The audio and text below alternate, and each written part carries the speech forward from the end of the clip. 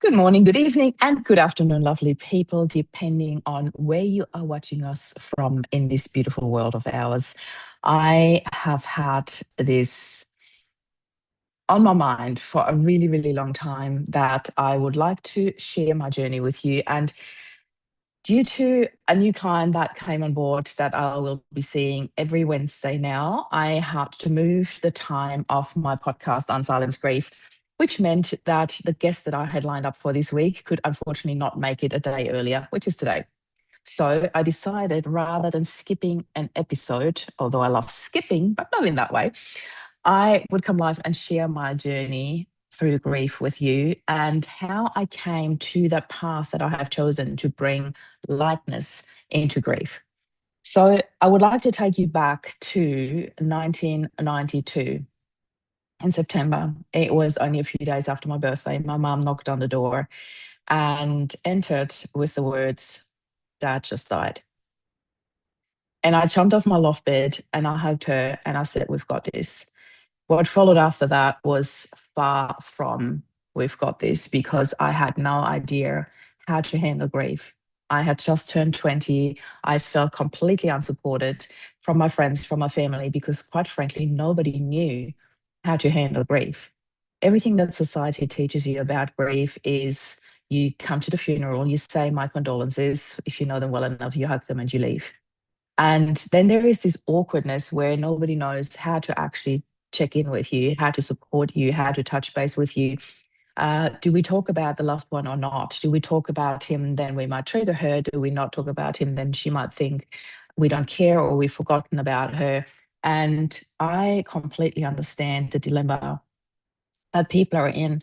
So I want to share a little bit more about how I actually came to what I do today and the different language that I offer and the tools that I offer, and in particular, the different perspectives that I offer.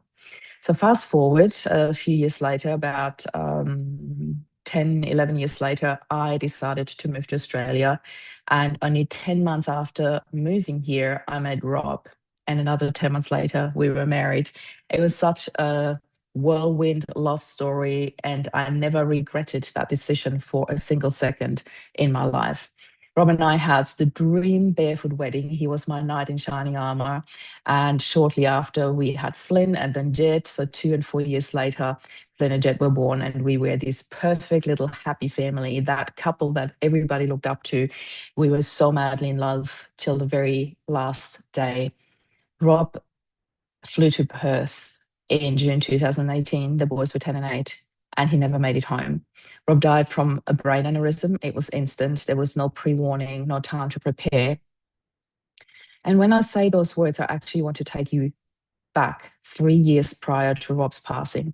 There was this phone call on the way home from work, and he said, "Babe, I'm going to be 2 hours late. There was an accident on Heathcote Road.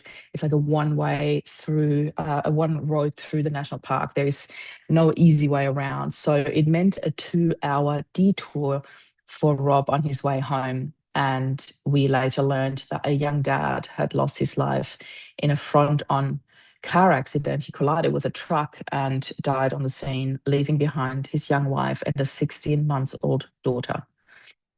You can only imagine how much that hit home for us because our boys were only a few years old at that stage. And we ended up that night sitting on our bed and having the what if conversation. What would you do if that happened to me? And vice versa. I really urge you, if you're listening to this right now and you've never had that conversation with your loved ones, be that your partner, be that your family, be that your best friends, please have that conversation. It is so important and you will soon learn why. So Rob and I talked about this, and the outcome of our conversation was, if something was to happen to me, I would want you to create the happiest life possible for you and the boys. So the day that I received that dreadful phone call from a sergeant from the coroner's office, where he said those exact words to me, "I'm sorry to inform you that your husband deceased in a hotel room in Perth this morning." My world was reeling. It felt like, my world went into slow motion and I was just spiraling and everything else around me was turning so fast. I couldn't grasp the reality and the vastness of that reality in that very moment. But what happened was I feel my brain switched into functioning mode. because I instantly knew I had to share that with the boys. I had about 7 seconds to prepare for a message that you can simply not sugarcoat when I told them that their dad had died. And in that very moment, I shared the news with them. I had that sentence pop up in my head: create the happiest life possible for you and the boys. I heard it in Rob's voice, and I had no idea how to even do that. But I knew that this was my path. I knew it instantly that that was my path, that Rob and I had decided for each other long before that day. So what came after that, again, was quite a whirlwind for me. You know, I took the boys, I drove to Rob's mum and dad. I did not want them to hear the news over the phone. I told them in person. The next day, we flew to Perth to identify Rob's body. I prepared the boys on the plane. We had 5 hours where I explained to them what was going to happen and what that actually means. We went through this journey very, very well supported. We had our previous neighbours who moved to Perth who took us in for the time. The least thing that I could have imagined would be to stay in a hotel room in Perth with the boys if that's where Rob had just passed. I just couldn't handle the thought of being in a hotel room at that very stage. So I was very grateful that our beautiful neighbours had taken us in, picked us up from the airport, you know, like really, really emotionally and mentally supported us in those days that we spent in Perth, drove us to the mortuary, drove us to the airport, like fed us, like held space for us. Their son took time off school to be there for my boys and bring a little bit of lightness into their life, kick a ball at the soccer oval. You know, it was just an incredible, intense time. So when I came back and we arranged a funeral, and then the same week of the funeral, I had Jed's first Holy Communion. So there were two polar opposite, intensely emotional celebrations that we had because we really did create a celebration of life for Rob. I remember having 500 people um, at this celebration of Rob's life. And due to my widow brain, unfortunately, I can only remember roughly 10% of who was there. So if you're watching this and you were at the funeral, please share with me your imprint of the day. I know that might sound morbid or bizarre to you, but I really do love it when people come and share memories about the day, how we celebrated Rob, or share their memories about Rob with me. Please don't ever stop speaking his name because I do want to hear those memories. I love it because Rob has got so many memories and most of them are really just fun. You know, like I remember the when we went to tradies, Gamia tradies, that's where we had our celebration after being at the church. There were still about 300 people. And I walked into this room and I was so overwhelmed by the love in this room. There were so many people sharing happy and fun stories about Rob. And my heart felt so much lighter than I ever expected because of all the stories, because of all the love in the room, and because of all the people holding space for me and my boys. It was absolutely phenomenal.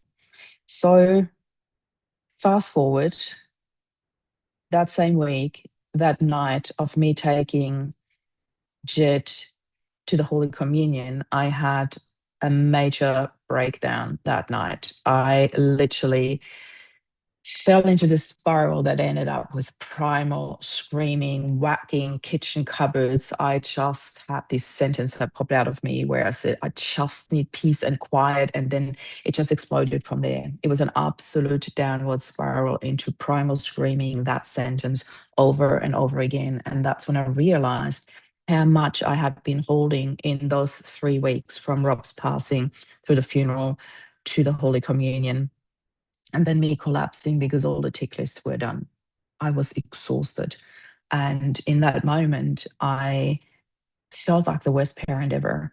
And I felt horrible for the boys having witnessed me falling apart. And that snapped me back into reality. And I knew that I would never want them to experience me losing control like that ever again.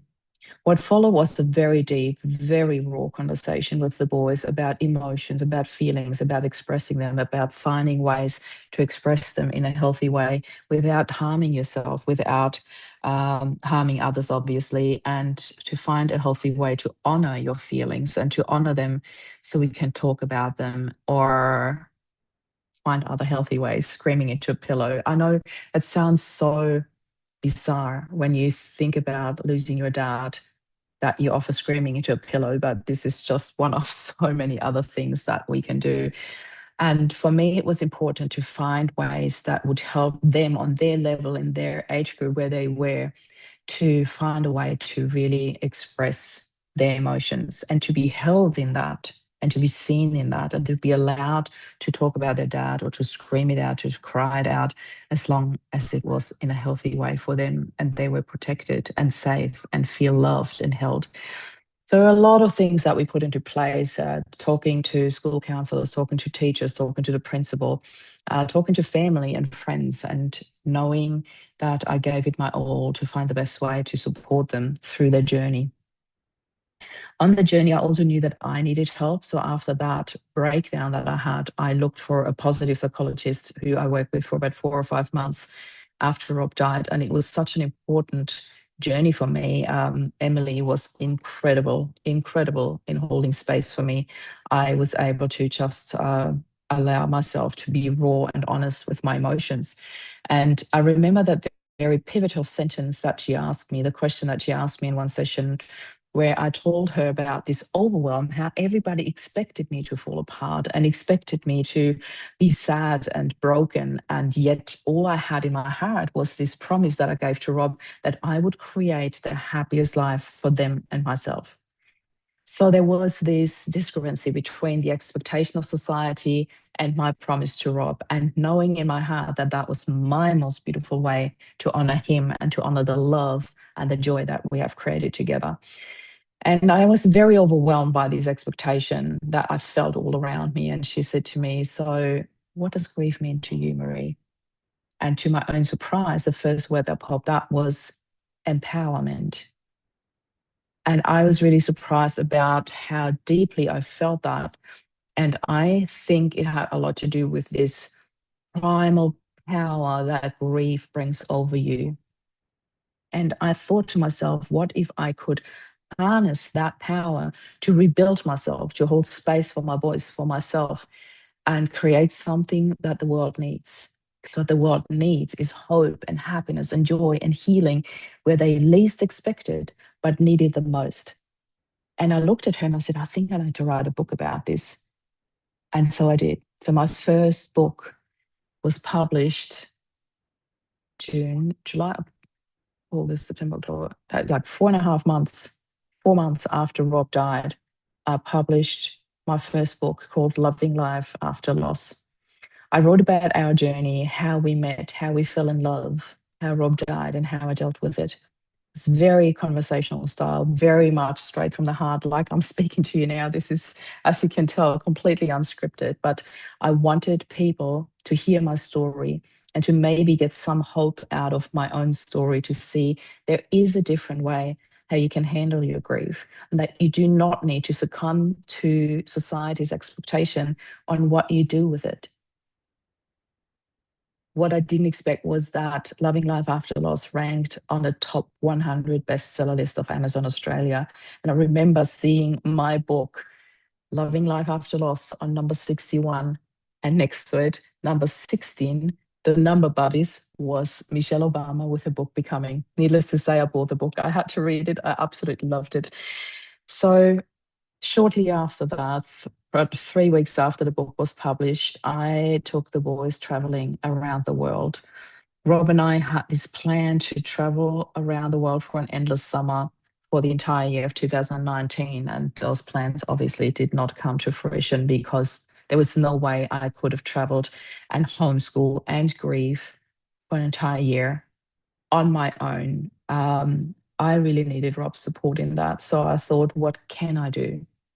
This is one of the most amazing and important reframes for me, from I can't do this to what can I do, was such an important question for me. And I knew I could travel with them for 2 months in their summer break, where I don't have to worry about homeschooling, where I can just provide beauty and peace and a place for their hearts to rest without the expectation and onlooking of society.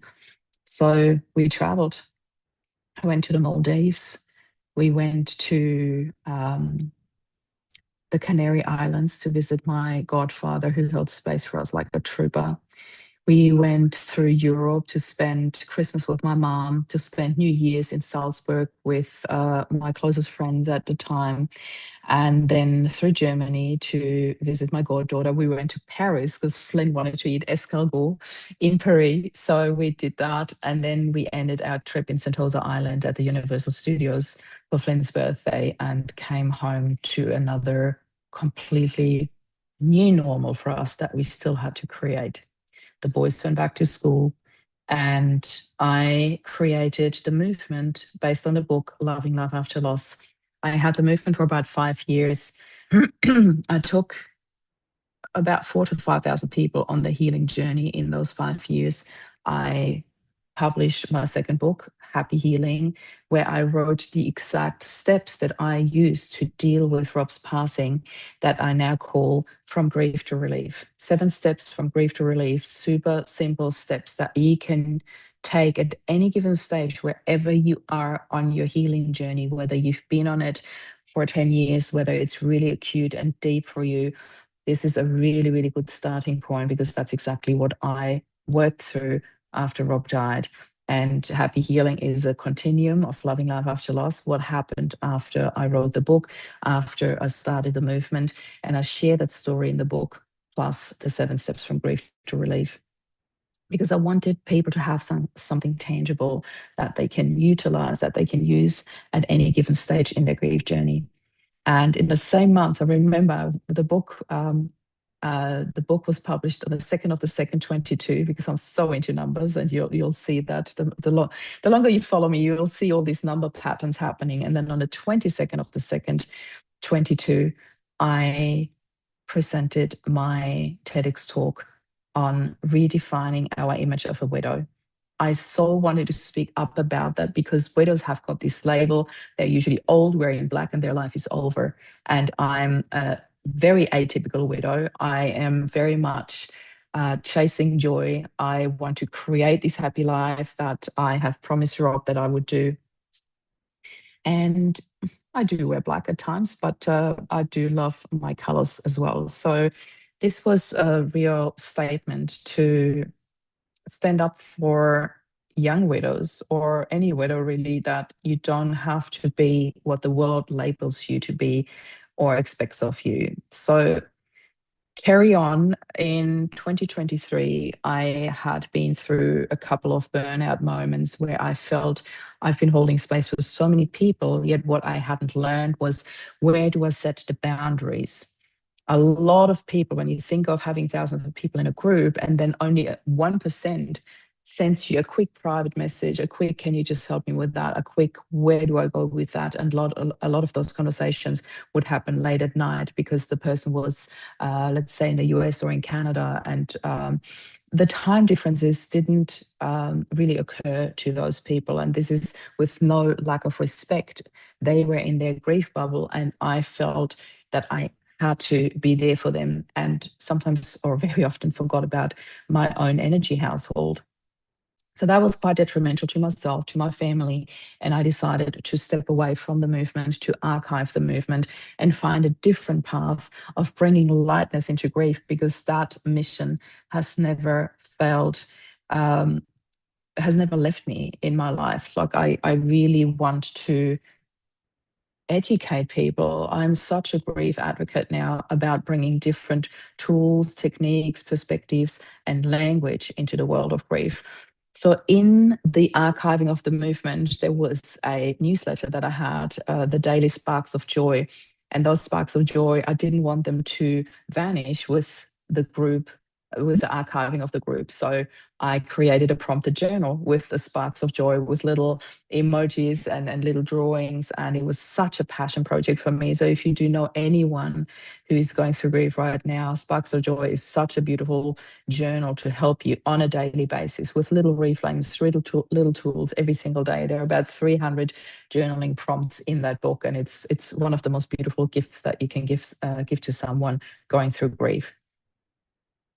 With the archiving of the movement. We went back to Austria. We traveled again for about 5 weeks, and it was such a lightness in our travels because there was no responsibility. No, I have to be in a group. I have to be present. I have to answer um, private messages. I could just let go and be, and that was so needed in my own healing journey.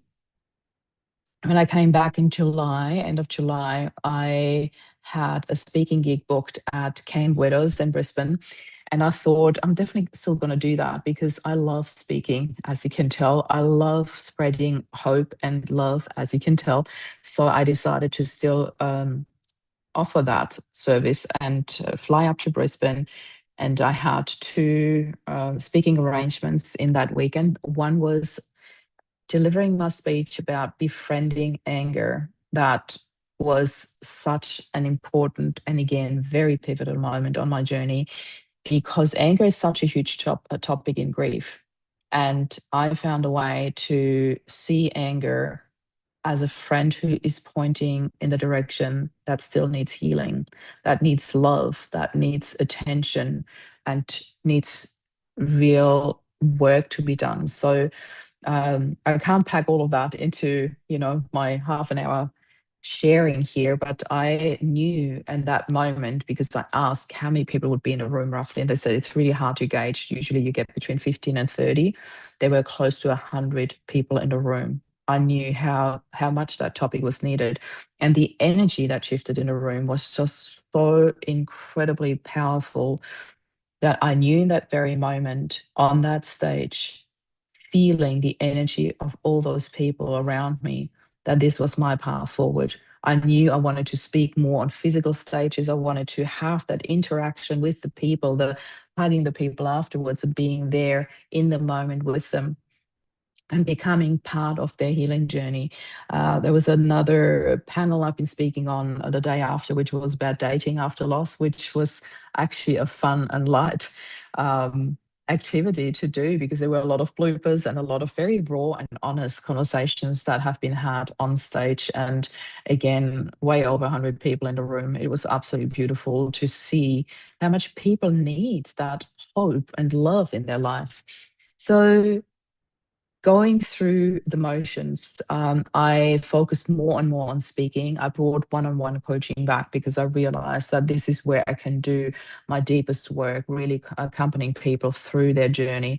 But I also made sure to set these boundaries and look after myself. So I never have more than 5 one-on-one coaching clients at any given time. And that way I can assure that I've got enough energy to hold space for those lovely people that come into my life and trust me with their healing journey and hold space for them. So, in all of that, I had some amazing speaking opportunities. First and foremost, Stories That Stir, the beautiful Monica Rosenfeld, who fell in love with my journey, with my story, and has offered me a few speaking opportunities, wonderful, wonderful stages to speak on after I presented my first speech at her event. She took me on stage with the wonderful Dale Beaumont, who's a renowned business coach, absolutely amazing 4-day event. He had this little Stories That Stir segment. I was the first speaker on there.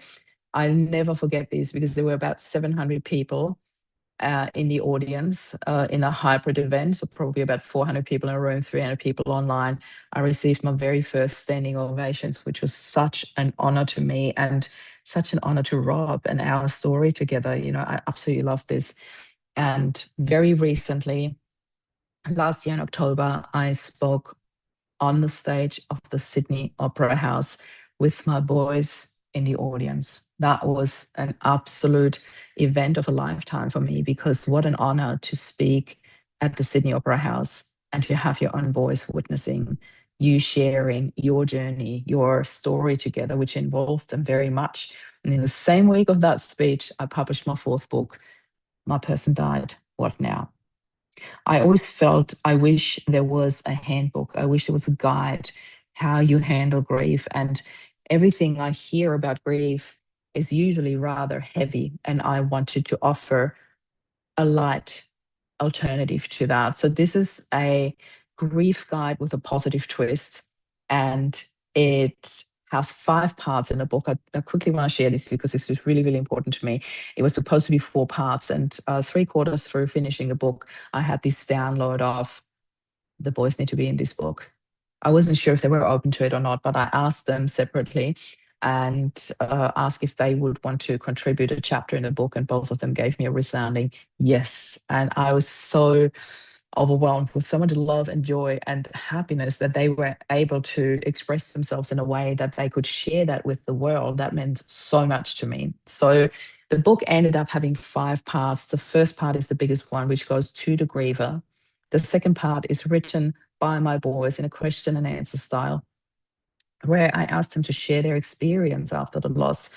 How did the community respond? The teachers, the staff at school, the school counselors, their friends, the family, immediate family, extended family. I went through all these questions, and the boys answered very, very rawly and openly, in such a beautiful and vulnerable way. I was so proud of them. So that's part 2. And part 3 is to the support person. So if you are somebody wanting to support someone through grief, this is the part for you. And the number 4 is recommendations, and number 5 is helplines from all over the world. So again, if you know someone and you don't know how to support them, this book is the book for you and them. And people still ask me, there's hardly a week where I don't hear such and such died. What can I do to support them? Please get that book. Please get that book, because it is the perfect way to support them. There are tips, there are tricks, there are tools, there are reframing, there are questions, there are perspectives. There is so much in that book. And I also share, again, the 7 steps from grief to relief, because they're so close to my heart. I wanted them to be in this book as well, because this is the book that I'm so behind, that I really want everybody to have that. I'm standing behind this book with all my heart. That's what I wanted to say. So to round up this beautiful story, along the way, I have put everything that I have been teaching into 2 DIY courses as well, because not everybody is in the emotional or mental or financial position to be able to work with me one-on-one. So I put one course out there, which is just 3 easy modules, 3 easy videos when you're in the acute stage of I don't even know where to start. There's just this acute, deepest pain. It is called Ease the Pain. And you can actually get that for free. When you go to my website, mariealessi.com, it should pop up as a pop-up window where you can just put in your details and you receive that course, that little 3-module course, as a gift from my heart to you. And the other one is the 7 steps from grief to relief. I put that in a DIY story with videos, with little bonus materials, with a meditation in there, and that you can find on my website as well. So I wanted to share this story with you because a lot of people always ask me, what was your entire journey through grief since Rob's passing? What has brought you to do what you do today? And my biggest mission is bringing lightness into grief, because it is such a heavy topic for most. Society has taught us that it is a heavy topic, and it doesn't have to be as heavy as we make it to be. There are other cultures that celebrate the person's life, which I love so, so much. And the irony of grief, which is what I talk about in my book, My Person Died, What Now, as well. The irony of grief is that when somebody dies, we realize more than ever, if we hadn't known this before, we realize in this moment how deeply precious life is. And here we are mourning the passing of a life and stay stuck in this heaviness, in this mourning, rather than taking the lesson that we have just learned and making the most with our life, because you are still here. And if you are still here, then there is a reason for that. So find that reason and spread love and lightness and healing to others, because we are here to heal. We are here to have experiences. We're here to connect and grow the love. But what we are doing instead is we disconnect more and more through social media rather than using it what it is actually originally meant to be there for, and that is connection. Connection. For me, that was the only reason why I joined a particular large social media platform that shall not be named, because I wanted to stay connected with my family in Austria when I moved to Australia. So if any of that speaks to you, and if you are at a stage where you're like, Marie, I don't even know where to start, I'll be popping the link in the show notes below where you can go to my website, get that free course, or where you can book a chat with me and just let's just connect, have a brief chat, 15 minutes, and I'm more than happy to guide you to where I feel that you might find your next step. And that will be very different for every single person because grief is just as unique as the person experiencing it. Thank you so much for watching. This was episode 2 of Unsilence Grief. I'm looking for my glasses so I can find the button. And I would love to hear from you. What is your number one takeaway from what I have just shared? Please share it in the comments below. Interact, share this episode if you feel it can help someone. Sending you so much love. This is Marie. Bye for now.